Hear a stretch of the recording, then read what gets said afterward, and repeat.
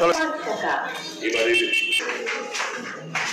সমস্ত সুবিধা তারা এখানে আসছে এবং এখান থেকেই তারা অন্যরকম বাংলাদেশে জিহাদিরা যেভাবে ভারত বিদ্বেষী বীজ ছড়াচ্ছে, তারা তাদের দেশে ভারত বিদ্বেষী বীজ ছড়াচ্ছে এবং প্রয়োজনে তাদের স্বার্থে তারা আমাদের ভারতবর্ষের মাটিকে ব্যবহার করছে।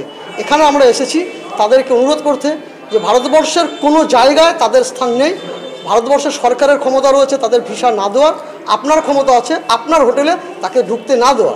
তাদের কাছে আমরা অনুরোধ নিয়ে এসেছি যে কোনো বাংলাদেশি ভারতবর্ষের কোনো জায়গায় জায়গা নেই, আপনারাও আপনাদের হোটেলে কোনো রকম তাদের জায়গা দেবেন না। সেটা কি হিন্দু মুসলিম নাকি? তারা আমাদেরকে জানালো যে আমরাও আপনাদের মতো করে আমরা ভাবছি, আমরাও একজন ভারতীয় নাগরিক, আমরাও চাই যে বাংলাদেশে যতক্ষণ না সেখানে গণতন্ত্র ফিরে আসছে, সমস্ত ধর্মের মানুষ আমরা এখানে যেভাবে মিলেমিশে থাকি সেখানে সেই পরিস্থিতি যতক্ষণ না হচ্ছে আমরাও আমাদের এই হোটেল আনন্দলোকে তারাও ঠাঁই পাবে।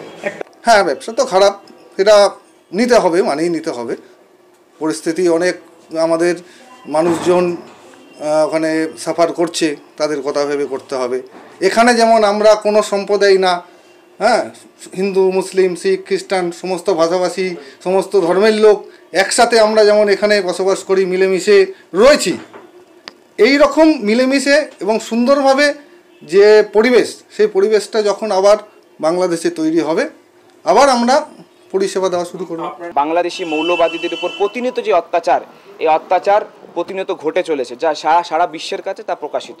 এবং শুধু এটাও নয়, সেখানকার আমাদের বাংলাদেশি হিন্দু মহাজোটের সম্মিলিত মুখপাত্র চিন্ময় কৃষ্ণপ্রভুর অনৈতিক গ্রেপ্তারি এবং বাংলাদেশি মৌলবাদী জনতাদের দ্বারা ভারতবর্ষের পতাকার অবমাননা এবং সেখানকার হিন্দুদের প্রতি অত্যাচারের বিরুদ্ধে বঙ্গীয় হিন্দু মহামঞ্চ শিলিগুড়ি তথা সারা উত্তরবঙ্গ জুড়ে যে বাংলাদেশ বিরোধী অভিযানের ডাক দিয়েছে, বাংলাদেশের ভারত বিদ্বেষী যে ওদের অভিযান, তাদের বিরুদ্ধে যে আমরা আহ্বান জানিয়েছি।